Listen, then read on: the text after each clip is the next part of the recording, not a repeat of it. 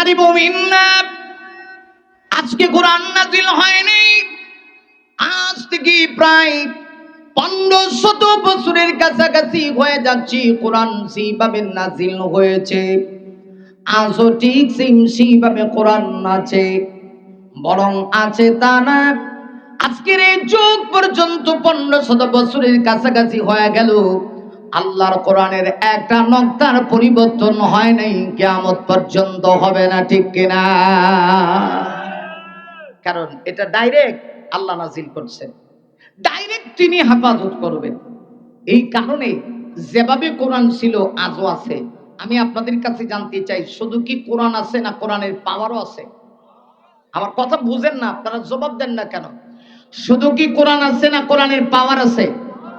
খালি কি পাওয়ার, কোরআনের মজা নাই? সাত প্রতিদিন অসংখ্য মাহফিল হচ্ছে, হাজার হাজার মাহফিল হচ্ছে, কিন্তু কোরআনের কথা এক একজনের কাছ থেকে এক এক রকম শুনতে মজা লাগে। এই আকর্ষণ যিনি দিয়েছেন তিনি কে? একটা গান যদি নতুন বাইরে পাগল টু ডান্স যেখানে হয়, এখানে যদি একটা গান বাইরে দেখবেন, পুরান গান গাইলে অনেকে শুনতে মজা পায় না, ওই ক্যাসেটটা ফাল্লায় দেয়, এটার কত শুনবো? একবার, দুইবার, তিনবার। কিন্তু আল্লাহর কোরআনের অ্যাকশন, আল্লাহর কোরআনের মজা কোনোদিন শেষ হয় না, কিয়ামত পর্যন্ত শেষ হবে না। মুমিন যত কোরআনের কথা শুনবে তার ইমানের পাওয়ার ভলিউম বাড়ায় দিবে কে? আমরা সে কোরআন থেকে আজকে কথা বলবো, মনোযোগ সহকারে কথাগুলি শুনবো ইনশাআল্লাহ। বলি, আপনাদের ভিতরে একটু কৃপণতা ভাব আছে, সকল প্রকারের কৃপণতা অলসতা দূর করার জন্য আসুন আমরা 3 বার আল্লাহকে খুশি করার জন্য তাকবীর দিই, তারপরে আমরা তাফসিরে চলে যাই। প্রথমবার তাকবীর দিবেন যারা বিবাহিত। কারা কারা বিয়া করছেন হাত ওঠা? রাগ করেন না, হাত ওঠা না, আমি আপনার দলের লোক।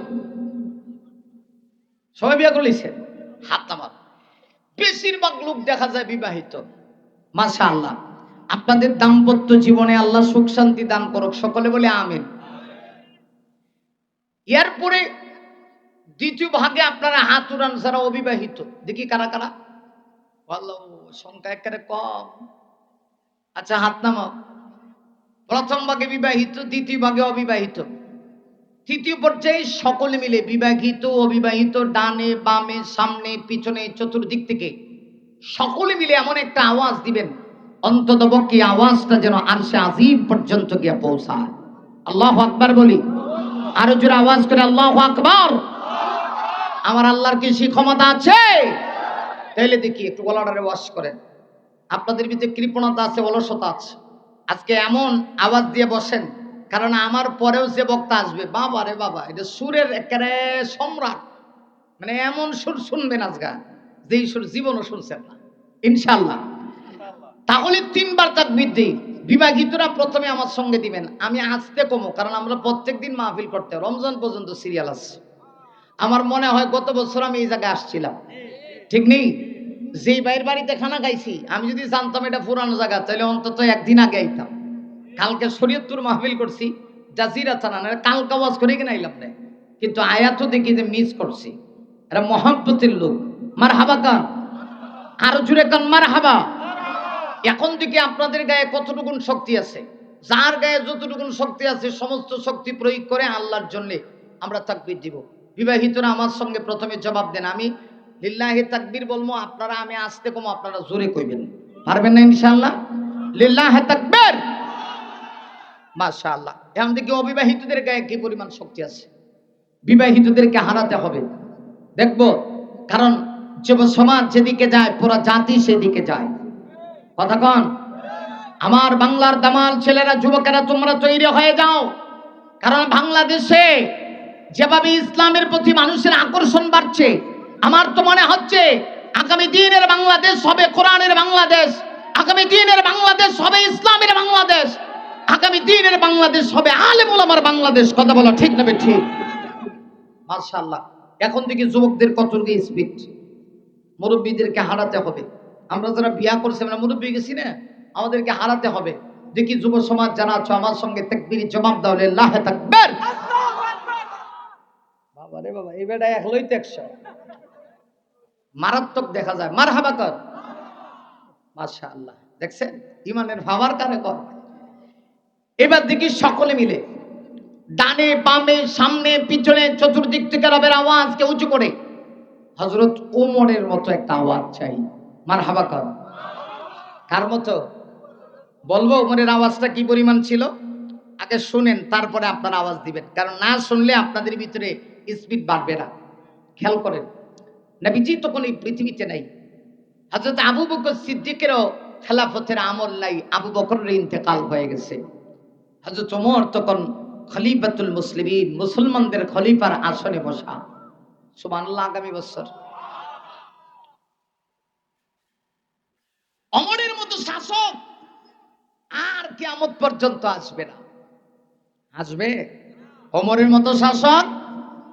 হযরত ওমর মসনদে বসা খলিফা, তিনি তখন তাকায় দেখতেছে মদিনা শরীফ থেকে প্রায় 350 মাইল দূরে নবীজির একজন সাহাবী হযরতে সারিয়া তার দলবল সহ বেঈমানদের সঙ্গে যুদ্ধ পরিচালনা করতেছে।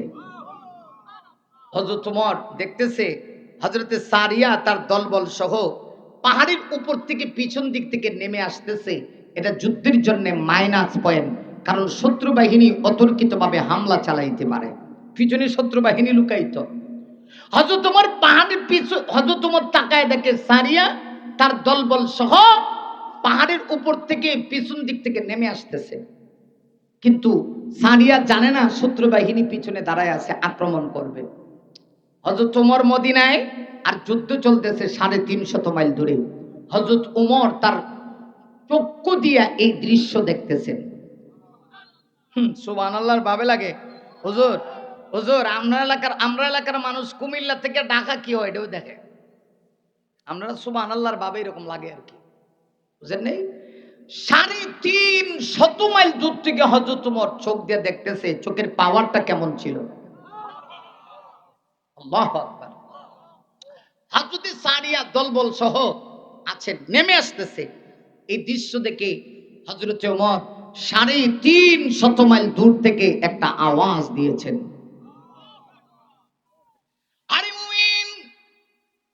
হযরত ওমর 350 মাইল দূর থেকে এই দৃশ্য দেখি হযরত ওমর একটা আওয়াজ দিয়েছে, ইয়া সারিয়াতু আল জাবাল, ওরে সারিয়া পাহাড়ের দিকে লক্ষ্য করো, সাবধান, পাহাড়ের পিছন দিক থেকে নেমে আসো না, যুদ্ধের জন্য এটা মাইনাস পয়েন্ট, অতর্কিত ভাবে শত্রু বাহিনী আক্রমণ করে বসতে পারে।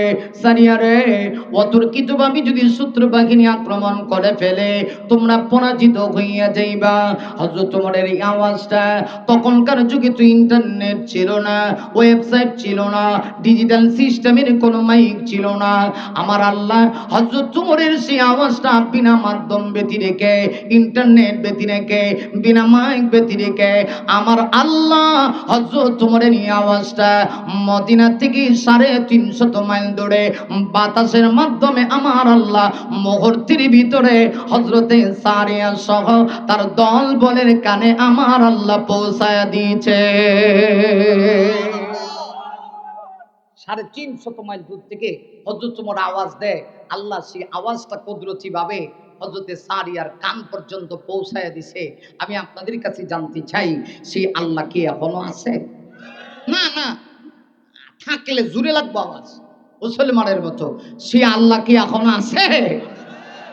নারী মুমিন হযরতে সারিয়া যুদ্ধের ভিতরে বেঈমানদেরকে পরাজিত কইরা বিজয়ীর বেশি হযরতে সারিয়া মদিনায় প্রবেশ করে। মদিনার সাহাবীরা বলে, সারিয়া, ওমর যে আওয়াজ দিয়েছিল আওয়াজটা কি পাইছিলা? হযরত সারিয়া তার সঙ্গী সাথী যারা আছে তারা জবাব দিয়া কয়, আকাশের মালিক মহান আল্লাহর কসম করে বলি, ওমরের এই আওয়াজটা যদি আমাদের কান পর্যন্ত না পৌঁছাইতো আমরা জানতামই না শত্রু বাহিনী লুকায়িত ভাবে আমাদেরকে আক্রমণ করবে। হযরত ওমরের আওয়াজটা শুনি যুদ্ধের কৌশল আমরা পাল্টায় দিয়েছি। একটু পরে বেঈমানদেরকে পরাজিত কইরা আমরা মুসলমানেরা বিজয় নবীর বেশে মদিনায় প্রবেশ করলাম। তাহলে একটু লক্ষ্য করে দেখেন, আমার আল্লাহ ওমরের যে আওয়াজটা 350 মাইল দূর থেকে বাতাসের সাহায্যে যে আল্লাহ পৌঁছায় দিতে পেরেছে, ওই আল্লাহর পাওয়ার ক্ষমতা যদি এখনো থাকে, আমরাও যদি ওমরের মতো দীপ্ত কণ্ঠে আওয়াজ দিতে পারি, আল্লাহর কসম করে বলি, আমার আল্লাহ 7 আসমান পাড়ি দিয়া সিদরাতুল মুনতাহা পাড়ি দিয়া আমার রব আরশে আজিমে সেই আওয়াজ পৌঁছানোর ক্ষমতা আছে, ঠিক কিনা? তাহলে এখন দেখি ওমরের মতো দীপ্ত কণ্ঠে সকলে মিলে ডানে বামে সামনে পিছনে বিবাহিত অবিবাহিত তারুণ্য দীপ্ত আপনি যদি মুসলমান হয়ে থাকেন, মুসলমানের বাচ্চা হয়ে থাকেন, তাহলে রবের আওয়াজকে উঁচু করে মনে রাখবেন, জীবনে অনেক নেতা নেত্রীর জন্য আওয়াজ দিয়েছেন, এদিকের শক্তি যিনি দিলেন, প্রাণীর সঞ্চার যিনি উঠালেন, প্রাণীর সঞ্চার যিনি দিলেন, আমার দেখে যিনি আওয়াজ করার মতো শক্তি দিলেন, সে আল্লাহকে খুশি করার জন্য আকাশের দিকে শাহাদাত আঙ্গুলি উঠান, সবাই উঠান, সবাই উঠান। আমি আমি আমি লিল্লাহে তাকবীর বলবো, শরীরের সবটুকুন শক্তি এক জায়গায় সঞ্চার করে আমার সঙ্গে তাকবীরের জবাব দেন, লিল্লাহে তাকবীর। মাশাআল্লাহ, হাত নামান। কোরআন হাদিস যেখানে, আলেম ওলামা যেখানে, ওয়াজ মাহফিল যেখানে, মসজিদ মাদ্রাসা যেখানে, বন্ড পীর যেখানে, সুদ ঘুষ যেখানে, অবশ্য আপনাদের এলাকায় সুদ ঘুষ আইছে,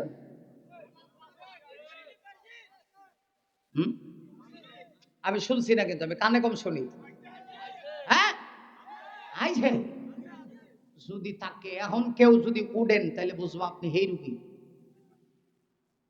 নড়াচড়া করেন না, জাগা মোতাবেক আটকায় দিব। কথা কোন ঠিক নেবে ঠিক? যদি কাহার ভিতরে অভ্যাস থেকে থাকে, তওবা করে আজকের পর থেকে ছেড়ে দিন। কারণ সারা জীবন যদি আপনি সুদ খান, ঘুষ খান, ঘুষ খেয়ে সুদ খেয়ে রবের সামনে কাবাগরের সামনে গিয়েও যদি রবকে সেজদা দেন, খোদার কসম করে বলি একটা সেজদাও আকাশের মালিকের কাছে কবুল হবে না। কথা কোন ঠিক কিনা? আসুন সম্মানিত সুধী, আপনাদেরকে একটু জাগাইলাম, আমি দেখলাম আপনাদের ভিতরে ইমানি তেজ আছে কিনা। মাশাআল্লাহ, এই তো মাহফিলের প্রাণ ফিরে এসেছে, কেবলমাত্র শুরু করলাম। ইনশাআল্লাহ আজকে মাহফিল পড়বে, লোকে লোকারণ্য হবে, হাজারো মানুষ আসবে, এলাকার মানুষ কোরআনের আলোয় আলোকিত হবে। চিৎকার মেরে কোন মারহাবা। আমি আপনাদের সামনে মহাগ্রন্থ আল কোরআনের 114 খানা সূরার ভিতর থেকে একটি সূরা, যে সূরার নাম হলো সূরাতুজ যুহা, কোরআনুল কারীমের সিরিয়ালের দিক থেকে 93 নম্বর সূরা। সূরা যুহা থেকে আপনাদের খেদমতে তেলাওয়াত করেছি। যে সূরাটিতে আয়াতের সংখ্যা রয়েছে মোট 11টি। কতটি আয়াত? 11টি আয়াত। সূরাটি মক্কাতুল মুকাররমায় নাজিল হয়েছে। পবিত্র কোরআন শরীফের সূরা হচ্ছে দুই প্রকার। এক প্রকারের সূরা হচ্ছে মাক্কি, আরেক প্রকারের সূরা হলো মাদানী। মাক্কি সূরা বলা হয় নবীজি নবুয়ত পাওয়ার পরে পবিত্র কোরআন শরীফের যতগুলি সূরা আমার রাসূলের মাক্কি জীবনে তথা নবীজির 13 বছর যে মক্কায় অতিবাহিত করেছিলেন, এই মক্কার জীবনে মাক্কি জীবনে কোরআন শরীফে যতগুলি সূরা নাজিল হয়েছে, সমস্ত সূরাগুলিকে মাক্কি সূরা বলা হয়। হিজরত করে আমার নবীজি মদিনায় চলে গেলেন। মদিনাতুল মুনাফফারায় আমার নবীজি 10টা বছর ছিলেন।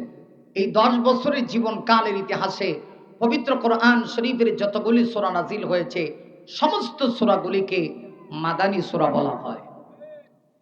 আমরা যে সূরা তেলাওয়াত করেছি এই সূরাটা মাক্কি, যেহেতু রাসূলের মাক্কি জীবনে নাজিল হয়েছে।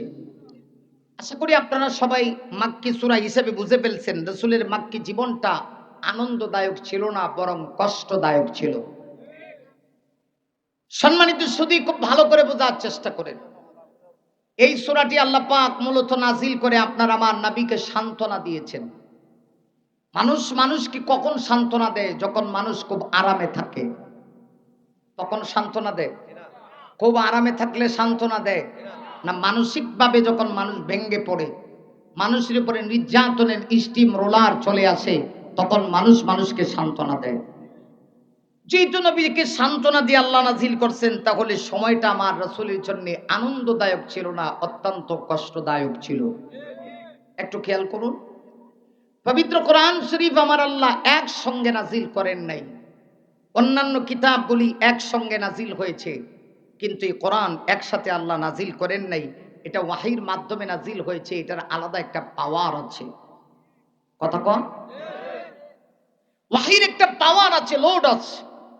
এই জন্য পবিত্র কোরআন হযরত জিবরিল আমার আপনার নবীর কাছে কোরআন নিয়ে আসতে গিয়ে জীবনে 1-2 হাজার বার না, 24,000 বার 23 বছরে আমার নবীজির কাছে আগমন করেছেন। সুবহানাল্লাহ নাই?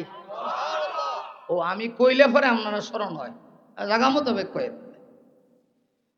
সম্মানিত সুদী, খেয়াল করেন, এ কোরআন নিয়ে আসতে গিয়ে হযরত জিবরিল আমার আপনার নবীর কাছে 24,000 বার আগমন করছেন। কত বছরে? না না, 23 বছরে। কত বছরে? এটা জানেন তো সবাই নাকি? হ্যাঁ, এটা মাথায় রাখবেন। নবুয়ত পাওয়ার পরে জিন্দিগি 23 বছর। কোরআন শরীফ এই 23 বছরে নাজিল হয়েছে। এই 23 বছরে হযরত জিবরিল আমার আপনার নবীর কাছে 24,000 বার এসেছেন। তাহলে বোঝা গেল কোরআন শরীফ একসঙ্গে নাজিল হয় নাই।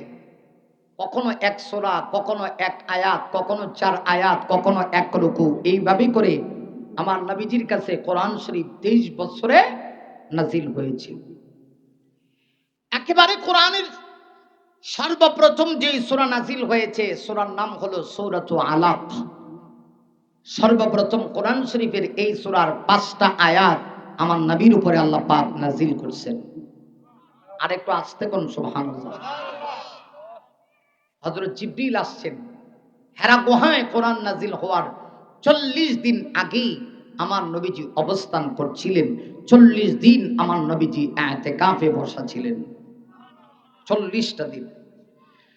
মুমিন লেজ্ঞান করুক, আমার আপনার নবী কোরআন নাজিলের 40 দিন পূর্বেই পৃথিবী থেকে আলাদা। নবীজি হেরা গুহায় অবস্থান করেন। দুনিয়ার কিচ্ছু যেন আমার নবীর কাছে ভালো লাগে না। আমার নবীজি জরুরত ছাড়া কোনো কথাও বলেন না, প্রয়োজন ছাড়া আমার নবীজি পর্যন্ত নড়াচড়া করেন না। তিনি আল্লাহ ধ্যানে মগ্ন হয়ে হেরা গুহায় সময় পার করছিলেন।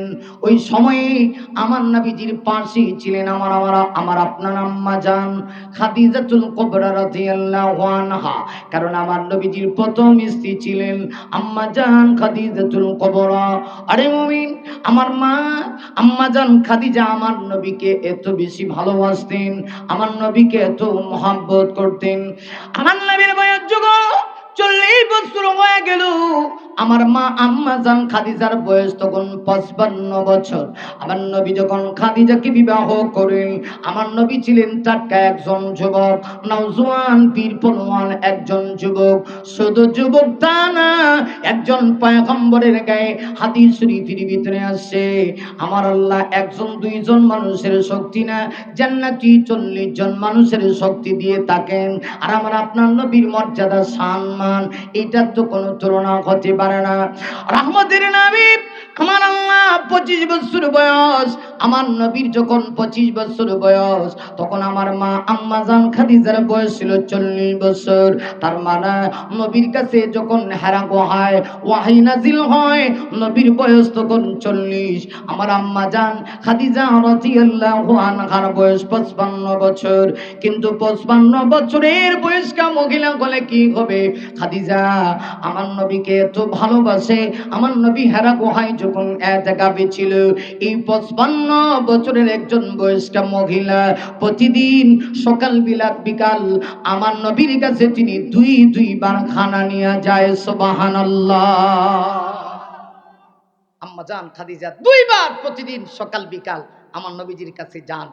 পাহাড়ি আঁকাবাঁকা পথ, উঁচু নিচু পাহাড় অতিক্রম করে হেরা গুহায়। যারা হজে গেছে তারা বলতে পারে যেখানে কোরআন নাজিল হয়েছে সেই হেরা গুহা এত সোজা কথা না। প্রিয় ভাইরা, ওই সময়তে তো উন্নত ব্যবস্থাপনা ছিল না। সৌদি গভর্নমেন্ট এখন তো অনেক সুন্দর সিস্টেম করে দিয়েছে, হাজিরা গাড়ি দিয়ে যেতে পারে। আর তখনকার সেই সময় এটা সাধারণ কথা না। আমার নবীজি তখন যুবক, 40 বছর বয়স। 40 বছরে তো মানুষ বৃদ্ধ হয় না। আর আম্মা জান খাদিজার বয়স তখন যখন 55 বছর, কিন্তু এই মহিলা আমার আম্মা আমার নবীকে যে ভালোবাসা দিয়েছে গো, আহা, পৃথিবীতে এমন মহিলা আর আসবে না, আর আসবে না। আম্মা গো, ভালো করে শোনো, মা বোনেরা, তোমাদের জন্যও কিছু ওয়াজ করে যায়, ওয়াজ শুধু পুরুষদের জন্য না। ও মা, ও আম্মা, ও আম্মা, তোমাকে বলছি, তুমি সেই কথাটা একটু স্মরণ করো। আমার মা আম্মা জান খাদিজা আমার নবীকে কত ভালোবাসতো। নবীজি খাদিজার এই দৃশ্য দেখে মাঝে মধ্যে চোখের পানি ছেড়ে দিতেন। একদিন খুশি হইয়া আল্লাহ পাক খাদিজাকে স্বয়ং আল্লাহ জিব্রাইলের মাধ্যমে নবীর কাছে সালাম জানাইছেন। কতটুকু ভালোবাসে। 40টা দিন এভাবে অতিক্রম করার পরে আমার নবীজির কাছে হযরত জিবরিল আগমন করলেন। কোরআন শরীফের সর্বপ্রথম সূরা নাজিল হয়ে গেল 5টা আয়াত নিয়ে। জিবরিল প্রথমে আসলেন, ইকরা বিসমি রাব্বিকাল্লাযী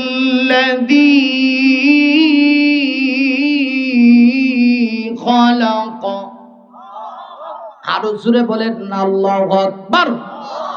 খলাকাল ইনসানা মিন আলাক।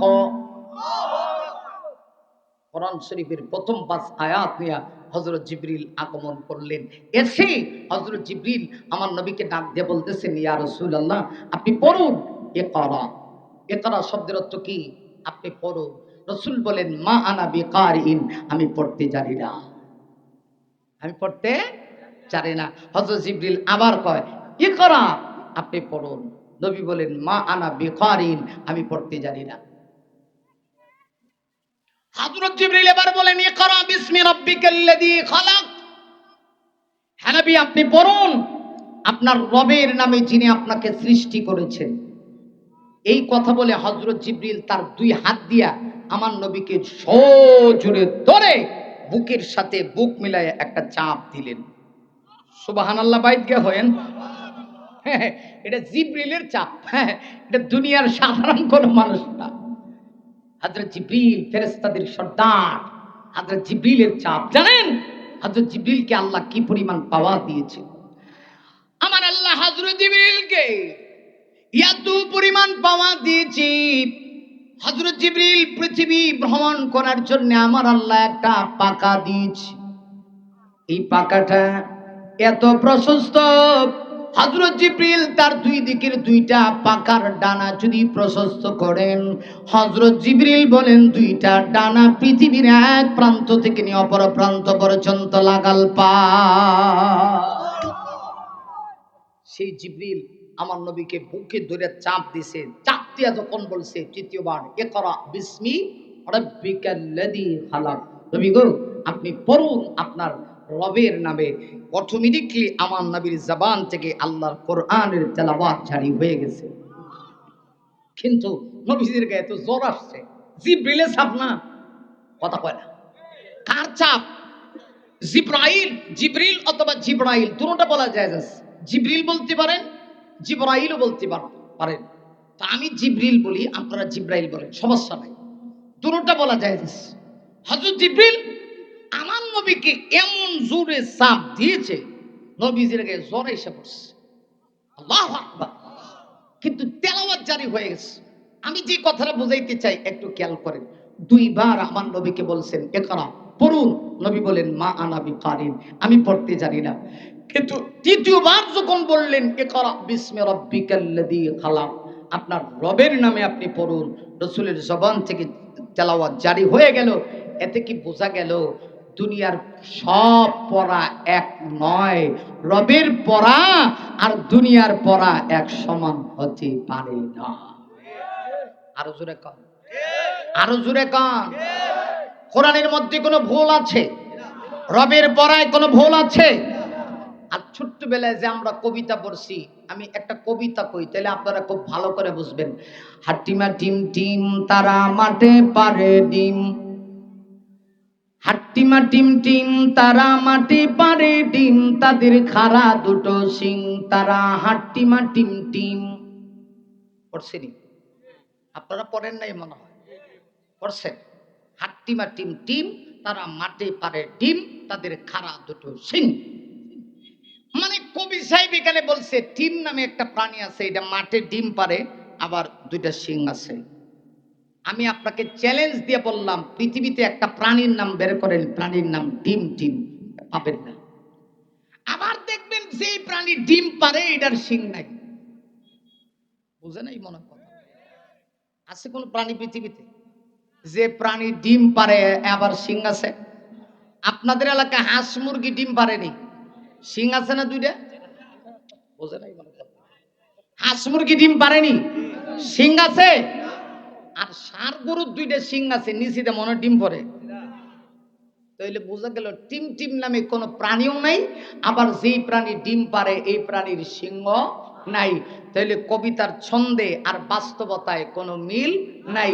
দুনিয়ার পড়ার মধ্যে মিথ্যা আছে, মিথ্যা আছে, ভুল আছে।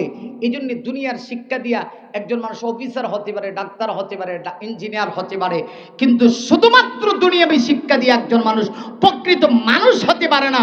বরং আমরা অসংখ্য প্রমাণ দেখাতে পারবো, শিক্ষা অফিসার হতে পারে, ডাক্তার ডক্টর হতে পারে, কিন্তু তার ভিতরে মানবতা থাকে না। আর কোরআনের শিক্ষা যার ভিতরে আছে তার ভিতরে মানবতা থাকে। এর জ্বলন্ত প্রমাণ আপনারা সারা বাংলাদেশ তালাশ করলে একটা পাবেন না। একজন কোরআন পড়নে বলা তার মা বাবাকে বৃদ্ধাশ্রমে বৃদ্ধ হয়ে গেলে রেখে আসে। বরং হাজার প্রমাণ আছে বড় বড় ডাক্তার ডক্টর ইঞ্জিনিয়াররা বড় শিক্ষিত হইয়া বৃদ্ধাশ্রমে তাদের মা বাবাকে রেখে আসে। এরকম প্রমাণ হাজারটা আছে। তাইলে যেই শিক্ষার ভিতরে কোরআনের শিক্ষা নাই, এটা দিয়ে প্রকৃত মানুষ হওয়া যায় না। দুনিয়ার শিক্ষার পাশাপাশি কোরআনের শিক্ষা থাকা লাগবে। সব শিক্ষা এক না, দুনিয়ার শিক্ষা আর কোরআনের শিক্ষা এক হতে পারে না। অতএব দুনিয়ার শিক্ষার বিরুদ্ধে আমি বলছি না, জেনারেল শিক্ষা লাগবে, কিন্তু এর সাথে কোরআনের শিক্ষা লাগবে।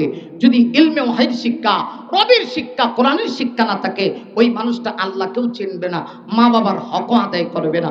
ওইগুলি যদি আদায় করতে হয় অবশ্যই দুনিয়াবী শিক্ষার পাশাপাশি তাকে রবের শিক্ষাটা দিতে হবে। কথা কোন ঠিক কিনা? এটাই ছিল নবীজির কাছে সর্বপ্রথম ওয়াহি। রবের শিক্ষা করার কথা আল্লাহ প্রথম ওয়াহির মাধ্যমে নির্দেশ করছেন। আসুন এটা একটু আপনাদেরকে সময়ের প্রেক্ষাপটে টাচ দিলাম, আমি সামনে যেতে চাই। এই যে কেবল কোরআন শরীফ নাজিল হওয়া শুরু হইলো, এই 5 আয়াত, এভাবে করে সূরা আলাকের পরে কোরআন শরীফের আরেকটা সূরা নাজিল হয়ে গেল। এই সূরার নাম হলো সূরাতুল মুদ্দাথির। এই সূরারও কয়েকটা আয়াত নাজিল হয়ে গেছে। নাজিল হওয়ার পরে দীর্ঘদিন ওয়াহির দরজা আল্লাহ কিছুদিনের জন্য বিরতি দিয়ে দিলেন, ওয়াহি আসা বন্ধ হয়ে গেল। ওয়াহি নিয়ে আসে কে? হযরত জিবরিল আলাইহিস সালাতু ওয়াস সালাম। ওয়াহি আসা বন্ধ হয়ে গেল। যখন ওয়াহি আসে না, তখন মক্কাতে আমার রাসূলের একটা বিরোধী পার্টি ছিল, অ্যান্টি পার্টি ছিল। এটার প্রধান ছিল নবীজির আপন চাচা, নাম ছিল আবু লাহাব। নাম কি? একটু কথা বলতে হবে, নাম কি? আবু লাহাব। নবীজির আপন চাচা, অথচ রাসূলের বিরোধী, নবীর বিরোধী। তাহলে বোঝা গেল আপনি যখন হক কথা বলবেন কিছু মানুষ আপনার বিরুদ্ধে যাবেই। কথা বলেন ঠিক কিনা? আরো জোরে কান। আপনি হক কথা বললে কিছু মানুষ আপনার বিরোধিতা করবে, এটাই স্বাভাবিক। সত্যের পক্ষে থাকলে আপনাকে কখনো কেউ জঙ্গিবাদীও বলতে পারে, উগ্রবাদীও বলতে পারে, মৌলবাদীও বলতে পারে। কথা বলেন, এটা স্বাভাবিক। সত্যের পক্ষে গান গাই বলে আমি বিদ্রোহী, সত্যের পথে ডাকি বলে আমি বিপ্লবী, কোরআনের কথা বলি তাই বলে আমাকে মৌলবাদী, জিহাদের কথা বলি তাই বলে আমাকে জঙ্গিবাদী। আমি বিদ্রোহী, কথা কোন না, আমি বিদ্রোহী, বিপ্লবী, মৌলবাদী, কেন জঙ্গিবাদী? ঠিক না? জন্মের পরে কানে আজান কি দিনি, আমি তুমি মৌলবাদী যারা হওনি। ঠিক না? আবার মরণের পরে জানাজা পড়াবি, আবার মরণের পরে জানাজা পড়াবি, তখন কোথায় পালিয়ে যাবি? আমি বিদ্রোহী, আমি বিদ্রোহী, বিপ্লবী, মৌলবাদী, কেন জঙ্গিবাদী? ঠিক না? আমি যখন হক কথা বলবো কিছু মানুষ আমার বিরোধিতা করবে, এটাই স্বাভাবিক। নবীজির আপন চাচা রাসূলের বিরোধী হয়ে গেছে, আপন চাচা। মাঝে মধ্যে নবীজি কষ্ট পাইতেন, শুধু কষ্ট পাইতেন তা না, আমার নবীজি কাবা শরীফের দেওয়ালের ভিতরে হেলান দিয়া চোখের পানি ছেড়ে দিয়ে টপ টপ করে অঝর নয়নে চোখের পানি পড়তো, আর আমার নবীজি কান্না করতেন। আল্লাহু আকবার। কারণ আপন চাচা নবীজির বিরোধী হয়ে গেছে।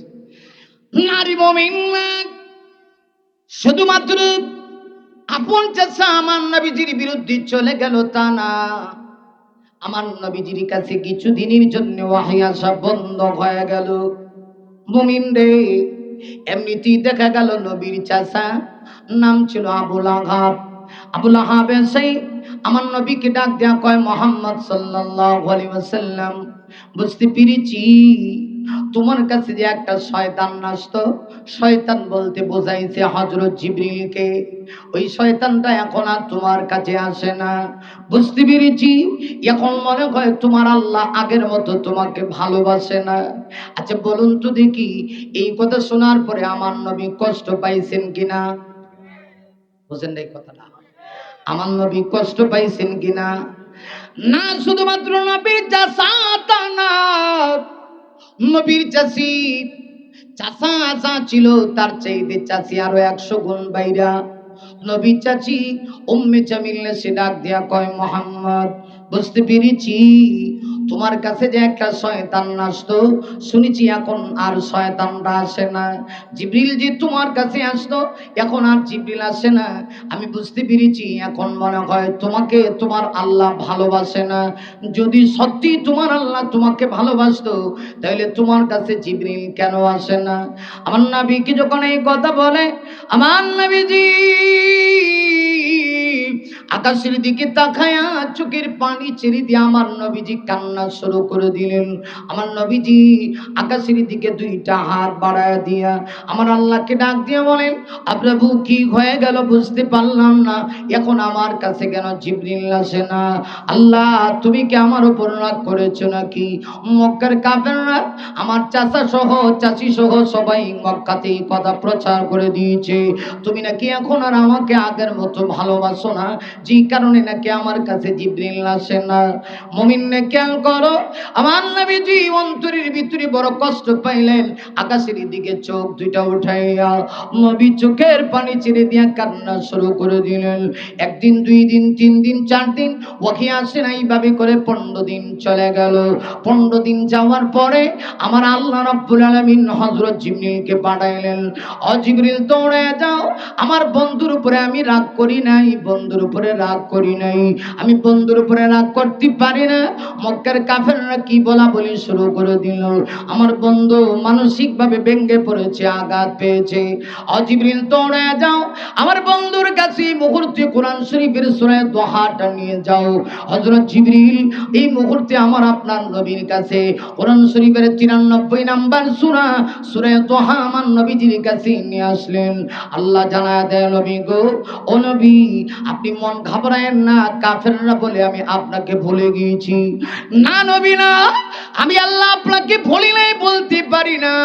সূরা দোহা নাযিল করে দিয়া আমার আল্লাহ নবীকে সান্ত্বনা দিয়া বলে, নবী গো আমি আল্লাহ একটা 2টা না, 2টা দামি দামি জিনিসের কসম করে ওই সমস্ত কাফেরগুলির জবাব দেই। আল্লাহ সূরা নাযিল করে সূরা দোহার প্রথম 2 আয়াতে আল্লাহ 2টা কসম করলেন, ওয়াদ-দুহা ওয়াল-লাইলি ইযা সাজা।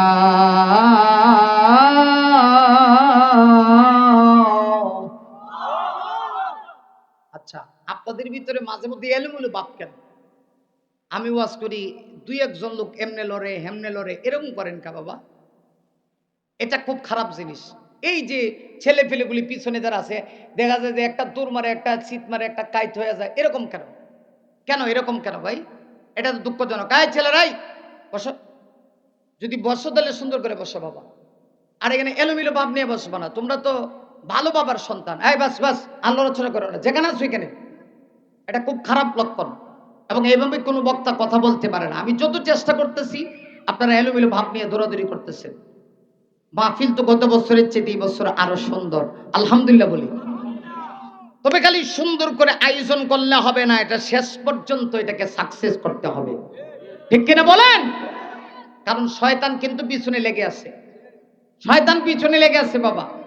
আপনি লাখ লাখ টাকা খরচ করে মাহফিল করাইবেন, শয়তান চাবে না মাহফিল সাকসেস হোক।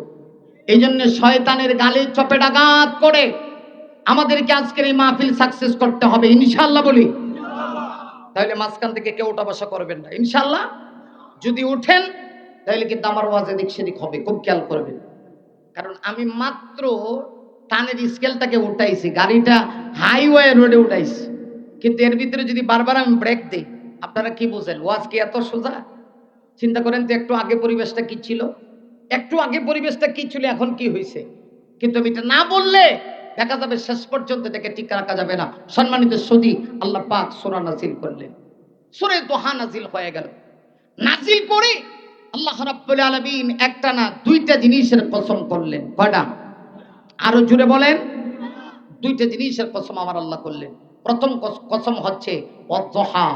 সূরা দোহা নাজিল করে আল্লাহ প্রথম শপথ করলেন দোহার শপথ। ওয়াদ-দুহা, দোহার শপথ, দোহার কসম গেল এক। দুই নম্বরে আল্লাহ বললেন ওয়াল লাইলি ইদা সাজা। ও নবী, আমি আল্লাহ লাইলে সাজার কসম করছি। কসম হইল কয়টা? দুইটা। সুবহানাল্লাহ বলি। কসম হইল কয়টা? প্রথম কসম হলো আল্লাহ সূরা দোহার প্রথম আয়াতে, সূরার নামও দোহা, কসমও করলেন দোহার। দুই নম্বর কসম হলো লাইলে সাজার কসম। এই দুইটা কসমের দ্বারা কি বুঝাইছেন একটু পরে বলি। দুইটা কসম করে আল্লাহ কি বললেন এটা আগে বলি, তাহলে আপনাদের জন্য সহজ হবে। আরে মুমিন খেয়াল করুক, আমার আল্লাহ দামি দামি দুইটা জিনিসের কসম করে আল্লাহ পাক 3 নম্বর আয়াতের ভিতরে বলেন মা ওয়াদ্দাআকা রাব্বুকা ওয়া মা ক্বালা।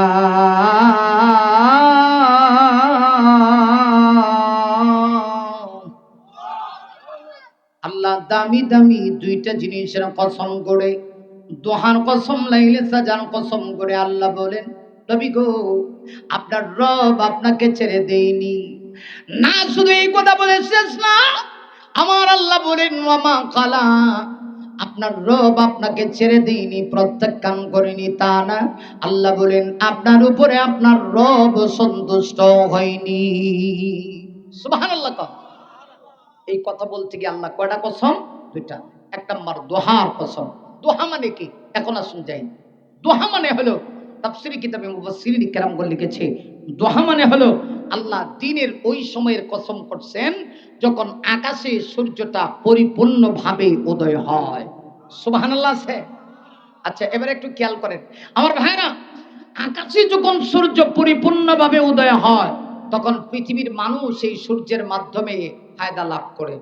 এই সূর্যের আলোর মাধ্যমে সবাই খুশি হয়। খুশি হয় কি হয় না? কিন্তু কিছু প্রাণী আছে এরা নারাজ হয়। বলতে পারেন সূর্য উঠলে কোন প্রাণী নারাজ হয়? জানে না। আপনাদের এলাকায় কলা গাছ আছে? এই কলা গাছের চিপায় দেখবেন একটা প্রাণী থাকে, এটার নাম হলো কলা বাদুর। হ্যাঁ, বুঝেন নাই? কথা বুঝেন নাই? কলা বাদুর আছে। কলা গাছের চিপায় যে কলা বাদুর থাকে, এ ভাই এই এটা একটু পরে দেন, আমি ওয়াজ করতেছি, আপনি মাঝখানে যে এই এই কাহিনী করতেছেন, সব তো আপনার দিকে চেয়ে রয়েছে, এটা বুঝ নাই। পরবর্তী বক্তা আসলে পরে দেন। এরা আরো বড় সমস্যা করে সব জায়গায়, মারাত্মক সমস্যা। আরে ভাই আপনি তো আমার ওয়াজের দরকার নাই, আপনি তো করবেন না, তো পরবর্তী বক্তা যে আছে তার সময় আপনি এটা করেন। কিন্তু আপনি যে একটা খাড়া করাই দিলেন টেলিভিশন, সব তো আমার ওয়াজ তো আপনার দিকে চাইয়া থাকে। আল্লাহ বুঝার তৌফিক দান করুক, সকলে বলে আমিন। আপনি আবার মাইন্ড করেন না, কারণ একটা ওয়াজ করা যে কত কষ্ট, যে করে সে বোঝে, যে করে সে বোঝে। আচ্ছা আপনারা বলেন, এখন যদি আমি ওয়াজটা এইদিকে চাইয়া থাকি আপনার কাছে খুব ভালো লাগবে? তাহলে আপনারাও যদি এটা করেন তাহলে আমার মেজাজ শরীফ কি হইব সেটা তো বোঝা দরকার। আল্লাহ বুঝার তৌফিক দান করুক। ওরা যে কাজটা করতেছে ওটা ভালো, কিন্তু আপনার মাথার ভিতরে এটা থাকতে হবে ভাই, এমন এক সময় করবেন। যেমন আমার মিডিয়া আছে, সে তো আমার বক্তা চলে গেছে তারপরে সে কাজ করছে, এটা হলো নিয়ম, যাতে কারো কোনো সুনির্দিষ্টি যেন খারাপ না হয়। কেন আমি বারবার এদিক সেদিক তাকাবো, এটা তো আমার জন্য খুব খারাপ জনক। আর কোরআনের কথা, এগুলো দামি কথা, একটু যদি এদিক সেদিক হয়, নড়চড় হয়, যিনি বলবে তার জন্য কষ্টদায়ক, যারা শুনবে তাদের জন্য কষ্টদায়ক। আমি যে কথা বলছিলাম সম্মানিত সুধী একটু খেয়াল করেন, এই আকাশে যখন সূর্য উদয় হয় পৃথিবীর সকল মাখলুক খুশি, কিন্তু একটা প্রাণী, তার নাম হচ্ছে কলাবাদুর, সে কিন্তু খুশি হয় না। কথা বলেন না কেন? সে খুশি হয় না, সে চায়ও না আকাশে যেন সূর্য উদয় হয়। এখন আমি আপনাদের কাছে জানতে চাই, এই সূর্য উদয়ে সে যদি নাও চায় এর না চাওয়া দিয়ে কি সূর্য ওঠা বন্ধ হবে? বুঝছেন না? বুঝেন না এই কথাটা? সূর্য ওঠা কি বন্ধ হবে? না, বন্ধ হবে না। ঠিক তদ্রুপ ভাবে আমার আল্লাহ যখন নবীকে নবুয়ত দিয়ে দিয়েছেন, নবুয়তের আলো যখন গোটা মক্কায় ছড়িয়ে গেছে, নবুয়তের আলুর মাঝখানে কিছু কলা বাদুর মার্কা উম্মত আছে। যেমন একটার নাম হলো আবুল হাব্বা। কথা কন, আমি একটু গুত্তা দিয়া কই, আবুল আহাব না, আবুল হাব্বা, কারণ ইসলামের দুশ্মন তো, ঠিক কিনা? এই আবুল হাব্বা এবং তার স্ত্রী, তার বউ উম্মে জামিল সহ এইরকম যারা ছিল, এরা হলো নবুয়তের আলোর মাঝখানে কলা বাদুর। আল্লাহ কয়, নবী গো আপনি বুঝি কষ্ট পান? ওরা বলে আমি রব আপনাকে প্রত্যাখ্যান করে দিয়েছি, আপনাকে ছেড়ে দিয়েছি। কে বলেছে? আমি রব দুটো কসম করে বলছি। এক নাম্বার হচ্ছে দোহার কসম, মানে দিনের ওই সময়ের কসম যখন সূর্য আকাশে পরিপূর্ণভাবে উদয় হয়। এর দ্বারা আল্লাহ বুঝিয়েছেন নবুয়তের আলোর কসম।